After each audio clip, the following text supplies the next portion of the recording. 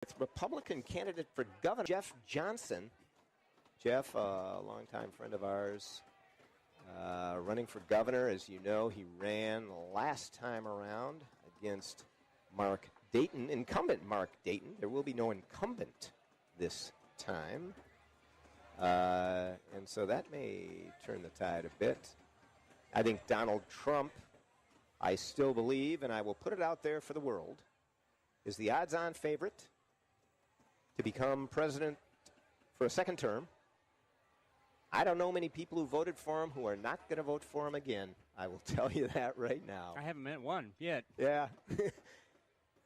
That was the melodious voice of Jeff Johnson. Jeff, thank you for joining the Justice Hour today here at the Minnesota State Fair, the great Minnesota get-together. Yeah, thanks for having me.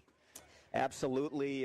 Jeff has been on the Justice Hour before. We're going to have to, just on equal time basis, get some of his opponents on the Justice Hour, which I know all of them as well.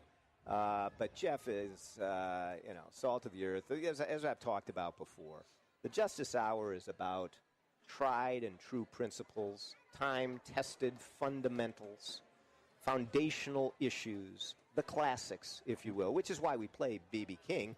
But it's also why we have guests on like Jeff Johnson.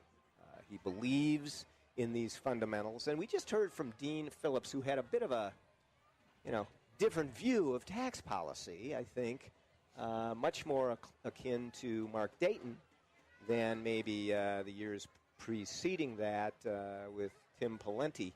What are your thoughts on tax policy for the state of Minnesota, Jeff? They're too high. It's kind of simple, and there's lots of details that you could work at it. What is the right rate? But when we're the fifth highest tax state in the country, that is not good for people. Third on the top tier. Yeah, that's exactly right. And I look at two different tax areas. One is the income tax, and we're right at the top of the country. The other is the property tax, which we're in the top third, I think. And that's the least fair tax that we have, and it's driving especially senior citizens out of their homes. And if we don't, one problem we have in government in Minnesota right now is we're so focused on institutions as opposed to people. So we're always talking about the school as opposed to the kid, or we're talking about the insurance company or the hospital instead of the patient. We're also always talking about government instead of the taxpayer. How is this going to affect government? How is it going to pay for all the programs it wants, as opposed to, can taxpayers handle this anymore? And they can't in this state. No, absolutely. It is a problem, and it was written about in Minnesota Business that the wealthiest in this state are leaving the state, and the cost in terms of tax revenue when they do, and the estimate is within the next several years, $122 billion walks out across the border to somewhere else, and that affects income tax revenue. We got a question from the sidecar. Chris Daniels, my partner, great lawyer, Chris Daniels of Parker Daniels Keyboard. Thank you, Andrew. Jeff, very happy to have you here. Thanks. How do you distinguish yourself from the other candidates running for the office?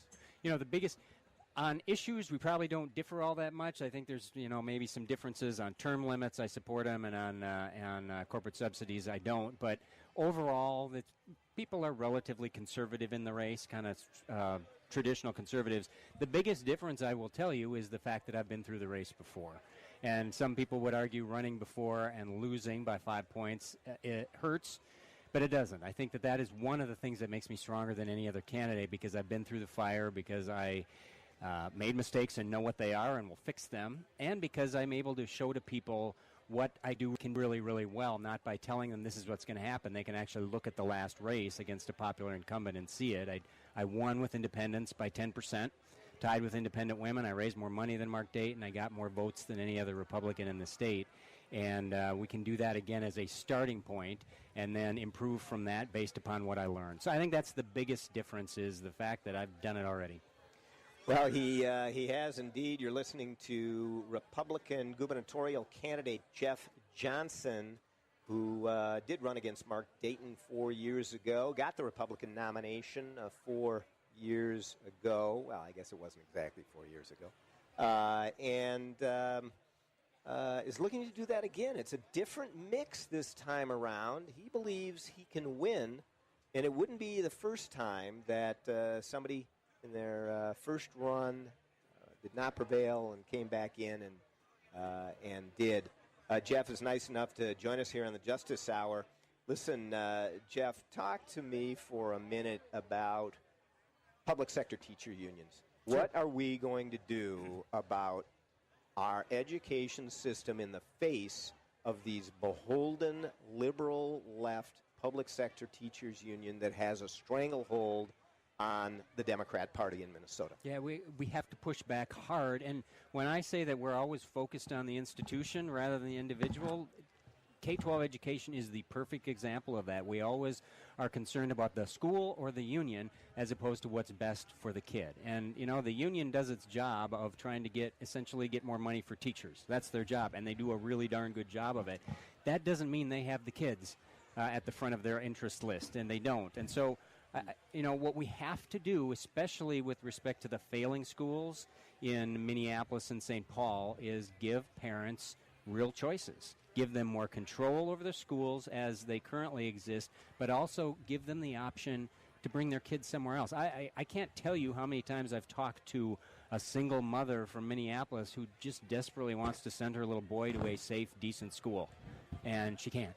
We don't give her that option. We need to start doing that. You know, Jeff, it's interesting you bring it up because at the legislature, ready to be passed, but Mark Dayton stood in the way, is the Opportunity Scholarship Tax Credit, which is not some sort of right-wing voucher plan that everybody is in the left and in the Democrat Party are scared of. They shouldn't be scared of it because that's a good idea too. But the Opportunity Scholarship Tax Credit is simply a tax credit for corporations and others to provide funds to nonprofit that then gives it to the poorest in our community so they can get a proper education and break out of the cycle of poverty.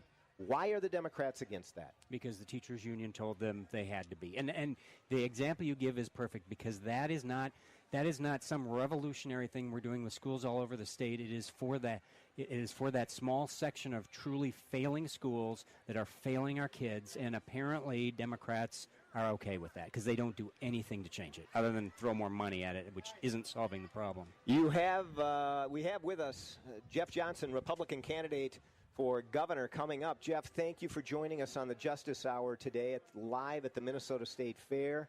And if you haven't met Jeff Johnson, it would be a great opportunity for you to connect with him by going to Johnson for Governor. And I will tell you, he is a great candidate. We're going to have the other candidates on as well and get a chance to hear from them. But Jeff is a great candidate for governor, and thank you for being with us today, Thank you, Jeff. guys. Appreciate it. Thanks, Jeff. Now we're going to shift to this.